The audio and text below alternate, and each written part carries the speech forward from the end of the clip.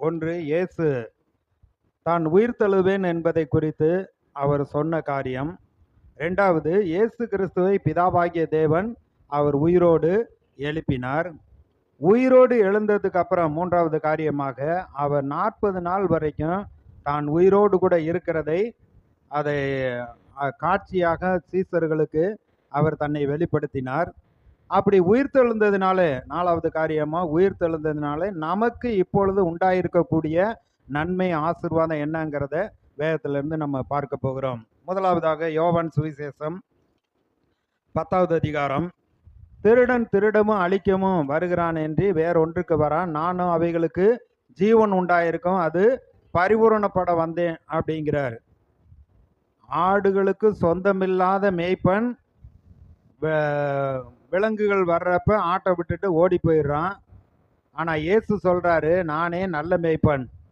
மேய்ப்பன் ஆட்டுக்கு சொந்தக்காரர், அவர் வாசலை திறக்கிறார். ஆடுகள் அவர் சத்தத்தை அறிந்திருக்கிறது. அவரும் தன்னுடைய ஆடுகளை பெயரிட்டு அழைக்கிறார். இப்படி நானே நல்ல மேய்ப்பர், அவர் ஆடுகளுக்காக என் உயிரையே கொடுக்கிறேன் என்று சொன்ன தேவன் அவர் சொல்ற ஒரு காரியத்தை பாருங்க.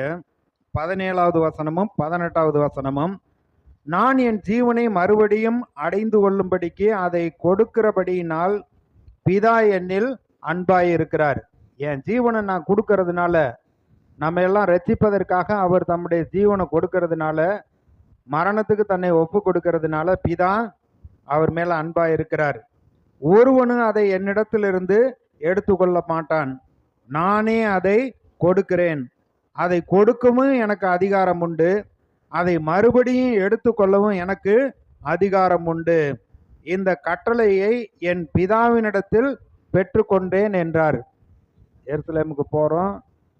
பிரதான ஆசாரியரும் மூப்பரும் ஆலோசனை சங்கத்தாரும் என்னை பிடித்து அவமானப்படுத்தி நிந்தித்து புறஜாதியுடைய கையில் ஒப்பு கொடுப்பார்கள்.